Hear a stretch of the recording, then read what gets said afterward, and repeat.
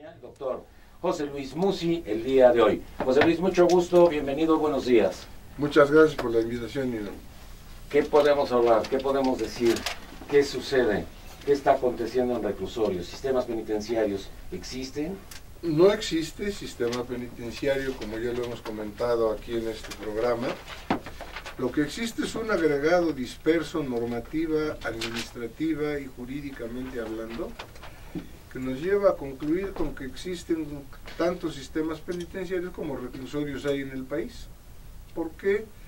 Hay una desarticulación total, no hay un sistema, porque la principal característica sería su integralidad, y eso no existe tampoco. No hay un control de las variables que inciden en el sistema, ni un manejo de las variables, ni un conocimiento de las variables y de las causas que han llevado efectivamente a esta crisis tan severa a nivel penitenciario nacional, que después de 60 años vuelve a irrumpir, nada más que hoy con mayor violencia, con mayor ferocidad, con mayor brutalidad y con una corrupción, una impunidad, una sobrepoblación, un hacinamiento, una pobreza, una debilidad del sistema, que no podemos pensar nada más que en insistir, como lo hemos hecho durante mucho tiempo, en una reestructuración total, una verdadera reforma penitenciaria. Hay esperanzas, esperemos que se inicie algo. También nos acompaña el día de hoy el licenciado Andrés Aguirre Aguilar, tercer visitador general de la Comisión Nacional de los Derechos Humanos. Andrés, mucho gusto, bienvenido. Gracias, Nino, buenos días, muchas gracias, un saludo a tu auditorio. Pues agradeciendo, Nino, esta ocasión, celebro que nos permitas otra vez estar aquí contigo en el arranque de este año con este tema. Hay una frase que se atribuye a Nelson Mandela que dice que nadie conoce verdaderamente una nación si no conoce el estado de sus prisiones, lo cual creo que es muy cierto y nos deja a nosotros un gran reto, y sobre todo a las nuevas autoridades, al nuevo secretario de Gobernación, al doctor Mondragón, etcétera.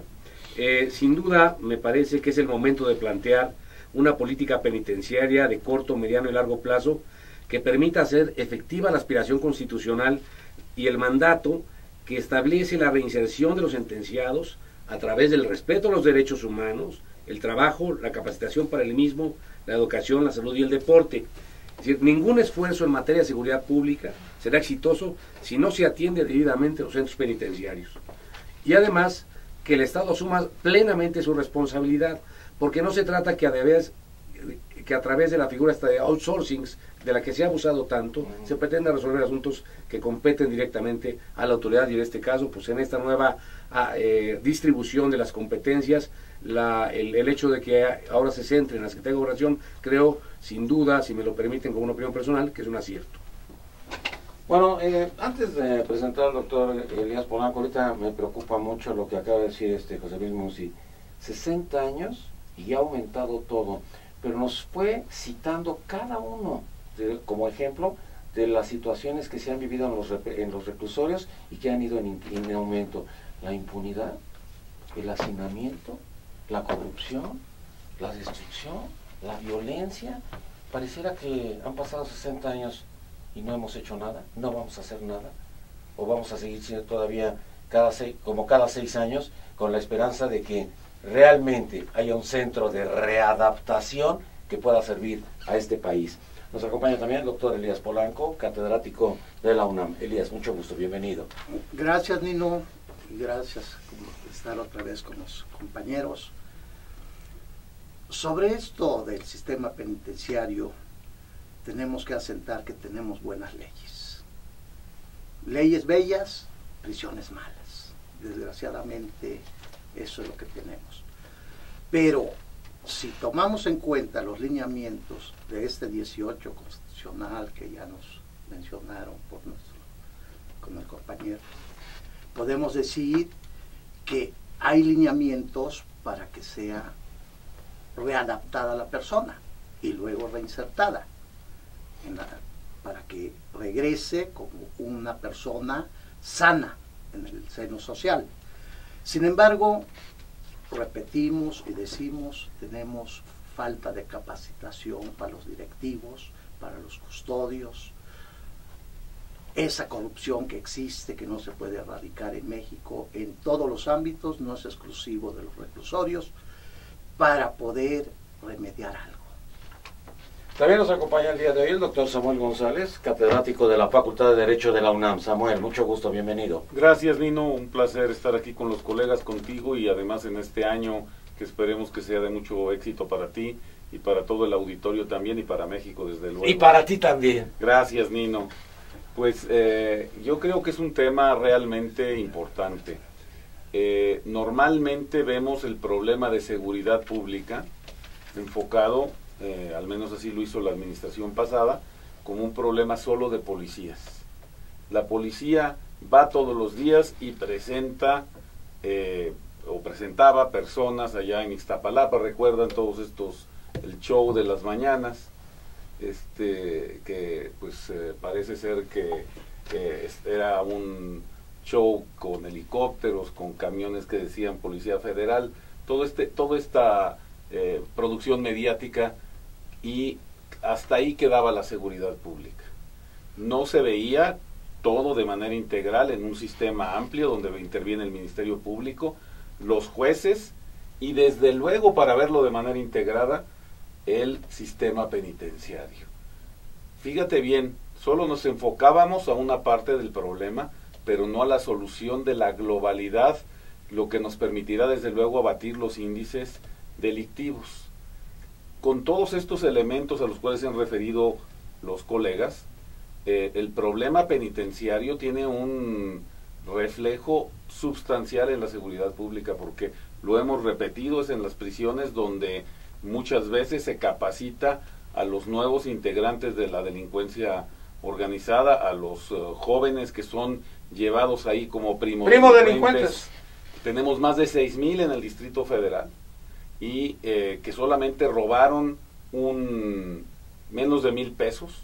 Yo conozco el caso ahorita, por ejemplo, de Octavio Hernández, que está preso por haber robado supuestamente, que no es verdad, es una acusación fabricada, menos de 1,000 pesos, y lo tienen en prisión preventiva obligatoria porque el sistema penitenciario relacionado con el sistema penal del Distrito Federal obliga a que todos los robos prácticamente sean delitos graves. Eso es tremendo. Tenemos que cambiar esa visión y hay que hacer elementos activos para hacerlo, Nino. Verlo de manera integral es clave para poder dar y lograr son, hermanos gemelos la impunidad y la tolerancia, ¿no? Un país como el nuestro, con 98% de impunidad, es muy invitador a los jóvenes, a esos que les llaman los ninis, que yo más bien les llamo los sin, porque son sin oportunidades, sin apoyos. Bueno, yo no tengo para vivir, y entonces robo, y entonces mato, entonces me criminalizo, entonces vendo droga, me vuelvo un verdadero criminal. ¿Por qué? Porque tengo el 98% de posibilidades de que no me pase nada. Es comprar un billete de lotería asegurándote yo que tienes el 98% de posibilidades. Pagas lo que seas por ese billete. Pero yo quisiera decir algo, Nino. Me encantó lo que dijo nuestro compañero Guillermo Andrés de la Comisión Nacional de Derechos Humanos en relación a Mandela, que nadie conoce verdaderamente una nación hasta que ha estado dentro de sus penales. Yo creo que el Código Penal, las leyes penitenciarias, el mismo derecho penitenciario de nuestro país, no son nada más que el reflejo de una sociedad.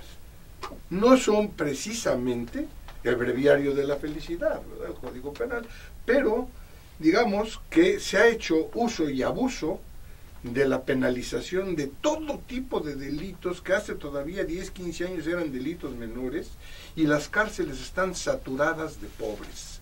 El Distrito Federal, lo acaba de decir Samuel González, que conoce 6,000, por lo menos de 1,000 pesos. Son 40,000 presos, de los cuales 20,000, la mitad, están por robo menor a 5,000. Y de esa mitad están por menor a 3,000. Y de esa otra son 6,000 los que están por menos de 1,000 pesos. O sea, se puede despresurizar. Estamos castigando la pobreza. Estamos castigando. ¿Qué pasa? No entendemos, y los políticos menos, que la cárcel no es nada más que el reflejo también de la sociedad, que es la sociedad en 4 muros, y que adentro hay la misma sociedad, por supuesto con su propia subcultura, valores, normas, etcétera, no escritos, pero más respetados que los escritos que hay afuera, que las normas que hay afuera. ¿Quiénes son los presos? Pues los engendros de esta sociedad, nuestros propios engendros, y los señalamos como los malos para que vean que yo soy el bueno, el que los señala. Y no hay ningún programa, no hay ningún trabajo serio todavía en la materia. Y bueno, sabemos perfectamente bien que desde adentro de las prisiones se está y se sigue y se continúa coordinando, no solamente delinquiendo y enseñando a delinquir a los primos delincuentes, sino se sigue coordinando la criminalidad nacional e internacional. El caso más ejemplificativo del poder dentro de una prisión se llama Marcola, el líder del primer comando de la capital en Sao Paulo, Brasil, un individuo que ha leído más de 30,000 libros, casi se lo sabe, y que desde adentro controla todo, y que dice, Marcola, ¿se puede acabar la delincuencia? No, señores, no se puede acabar. ¿Por qué? Pues simplemente porque ustedes se han olvidado de nosotros. Y ahora los que tienen el poder, dicen, somos nosotros. Poder, dinero, logística, estupenda selección de personal, capacitación, entrenamiento, armamento. Por eso no lo vamos a acabar. Si se acaba, denme un presidente honesto, denme ministros honestos, denme un clero honesto, denme empresarios honestos, y la delincuencia se acaba. Eso dice Marcola. Y además dice, y yo sí te puedo matar a ti, le dice la Radio Globo.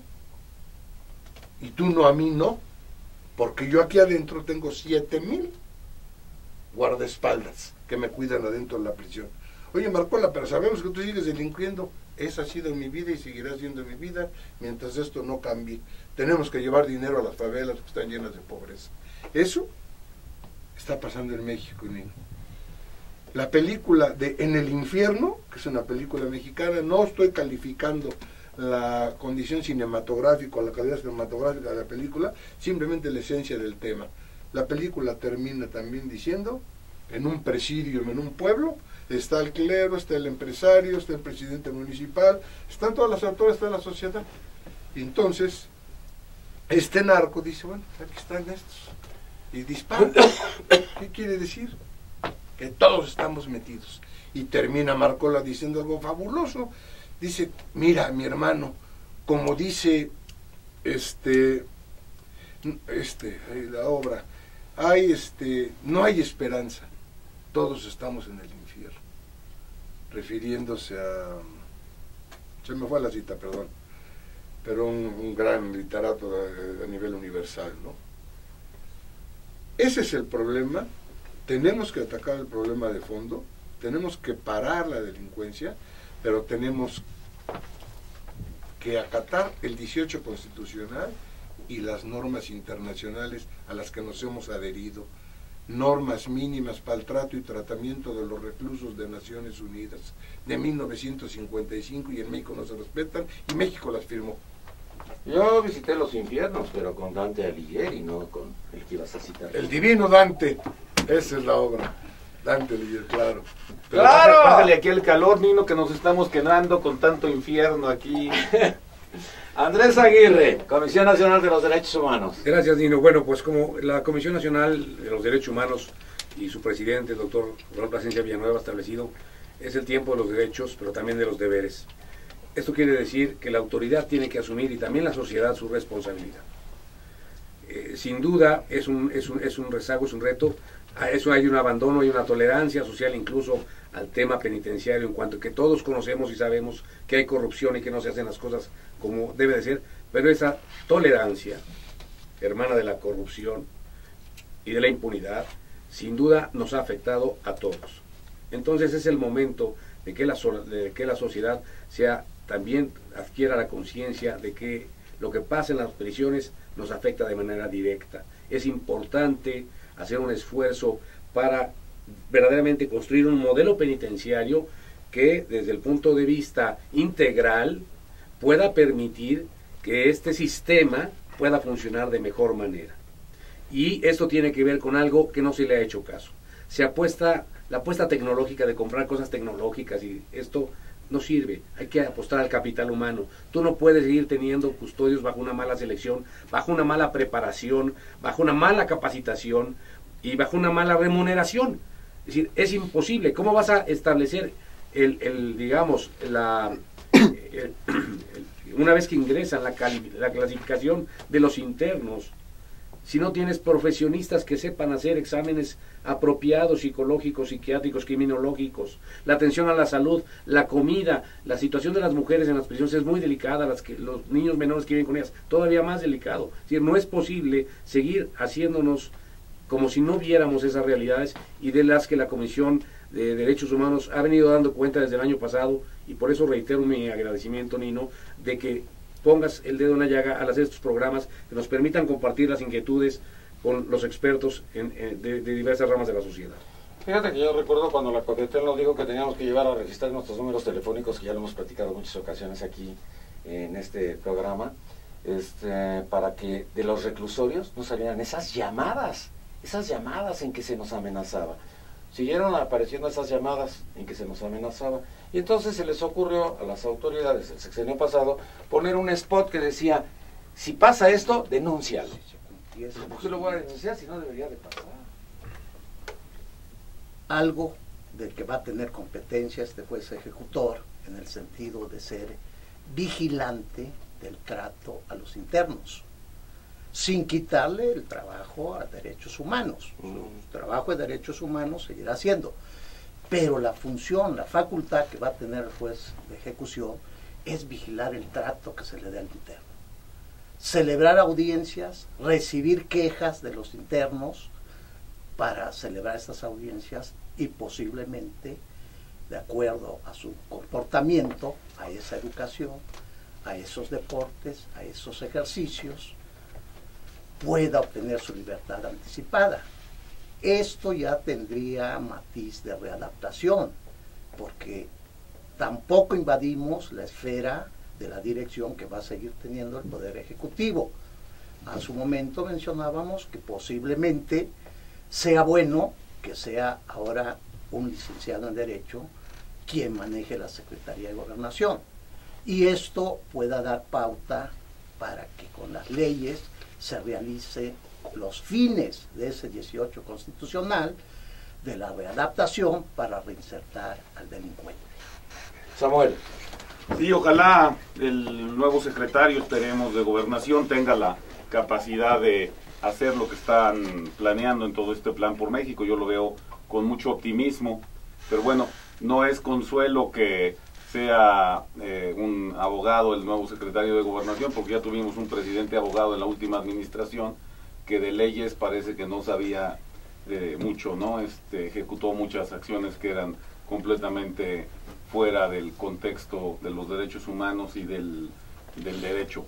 Pero entrando a un tema, mira, Nino, la sociedad, todos nos debemos implicar en este cambio a favor de la justicia, a favor de la seguridad pública y también de la reforma penitenciaria. Llevamos años, Nino, diciendo que el sistema de la Ciudad de México, que sanciona el robo, que lleva todo robo a serlo un delito grave, no sirve. Y claro, algunos empresarios, cuando dicen en algunas campañas políticas, algunos de los candidatos, que había que cambiar ese sistema, empiezan a decir: ¿cómo vas a evitar que sea sancionado el robo en una tienda por ser un lugar cerrado, y entonces mi gente ya no va a poder generar el proceso para inhibir el robo? No, es que esa política que se ha llevado a cabo en el sexenio pasado aquí en el Distrito Federal, lo que te provocó es un proceso de entrenamiento de mucha gente en los reclusorios por estos miles de personas que señalan nuestros colegas. Ahí está la formación de los nuevos delincuentes, cuando toman a primodelincuentes, personas que no tienen que estar en la cárcel.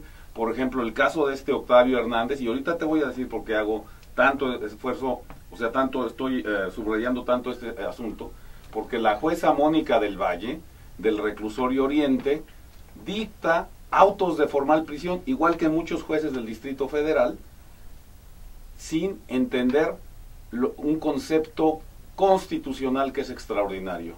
El principio del artículo 22 de la proporcionalidad de la pena. Cuando el artículo 19 de la Constitución dice que los delitos graves deben ser delitos que permiten la prisión preventiva, en el catálogo que está en el Distrito Federal, los jueces están hoy obligados a aplicar la Constitución según la reforma de derechos humanos y desde luego también los criterios que ha emitido la Corte. Pero no, tienen a miles de personas en la cárcel basados en decisiones judiciales, desde mi punto de vista, arbitrarios, porque no entran a entender lo que es un concepto central. El que la gravedad que quiere la Constitución es una gravedad substancial. No basta que el legislador la haya puesto. Requiere interpretarse, como lo dice ahora la jurisprudencia de la Corte, eso con los criterios orientadores de la Corte Interamericana de Derechos Humanos. Se le promueve a la jueza la semana pasada en este caso, diciéndole, usted, jueza Mónica del Valle, tiene que aplicar esos criterios. ¿Y qué dice? No, la reforma no me obliga. Bueno, nosotros, los ciudadanos, estamos obligados a hacer acciones activas. Y en este caso, le he pedido a nuestra amiga, la señora Isabel Miranda de Wallace, que se sume a la presentación de un amparo a favor de Octavio Hernández, conjuntamente con otras organizaciones, para demostrarle a esa jueza que esa política que está siguiendo tiene efectos en la inseguridad pública. Por ejemplo, en el fomento al secuestro, utilizando el artículo 107 de la Constitución, que permite ahora, con el elemento de la legitimidad difusa, digamos, el que otras organizaciones se puedan sumar a los amparos. Como amigo y como un profesional destacado es a Samuel, ¿no? Y no siendo yo abogado como lo es él y todo un doctor en Derecho, pues no me queda nada más que felicitarlo. Yo retomo el tema de las prisiones y de los reclusorios, Nino, porque yo creo que el tema ya a estas alturas se invita a reflexiones mucho más profundas de las que incluso yo he emitido aquí.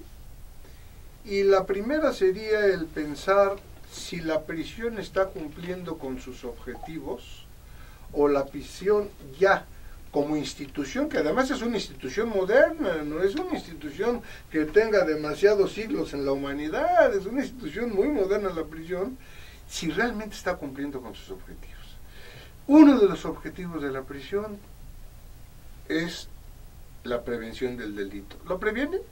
No lo previene.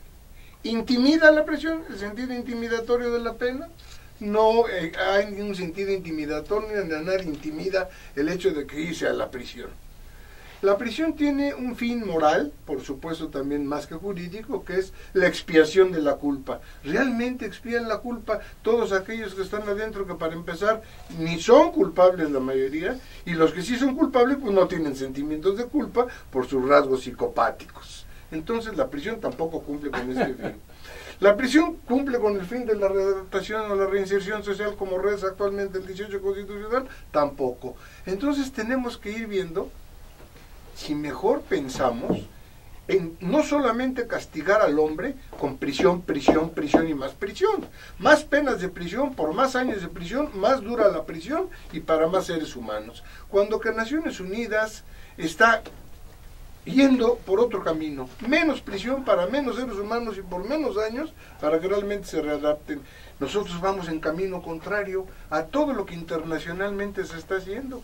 No sé qué es lo que esté pasando, requiere reflexiones más profundas y sobre todo, ¿qué instituciones requerimos para enfrentar esta delincuencia más inteligente, más preparada, mejor capacitada, mejor entrenada y más poderosa?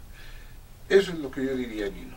Yo creo que con ese calificativo de delincuencia organizada, pues es todos. Ahí están todos, lo que tú estabas mencionando, lo que estabas mencionando de los brasileños. Esto es la delincuencia organizada. ¿Puedo polemizar con mi amigo? Puedes polemizar, puedes hacerlo. A ver, mira nada más que respetuoso, Samuel. Ahora sí lo desconozco. Puedo polemizar.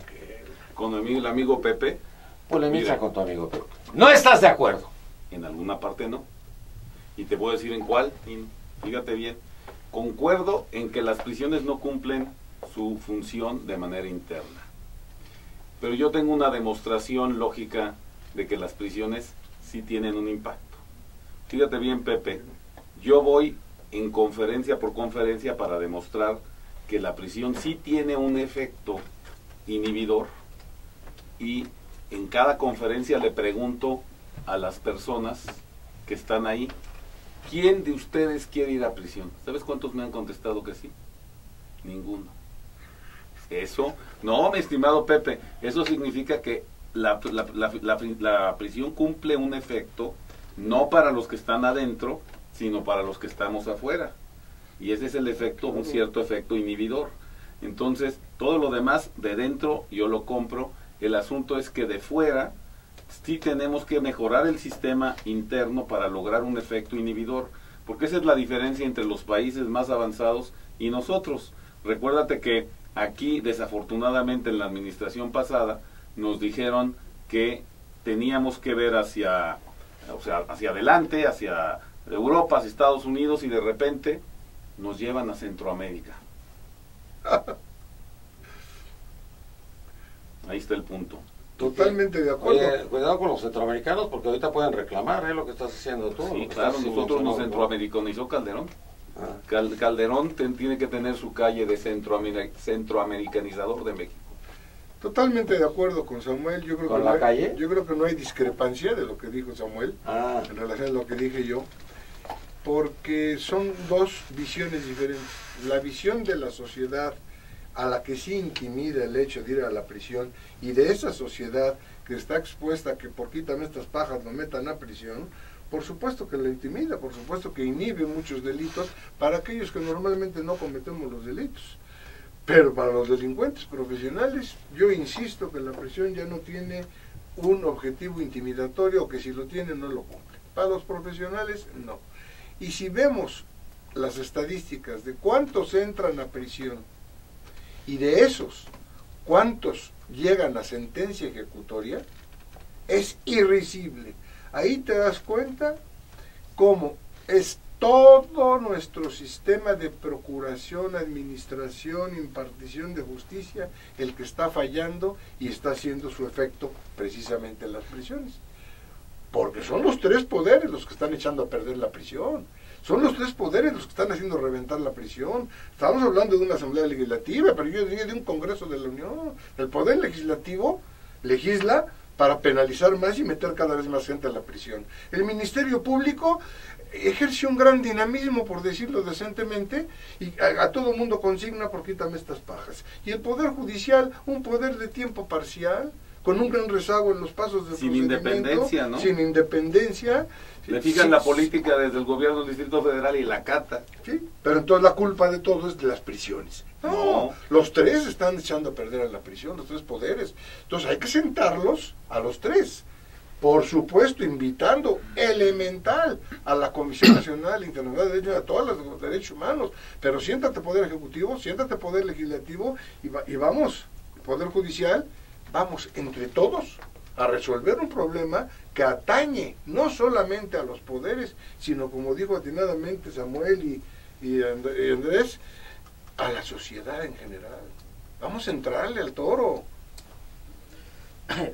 Quiero manifestar mi criterio respecto a la prisión.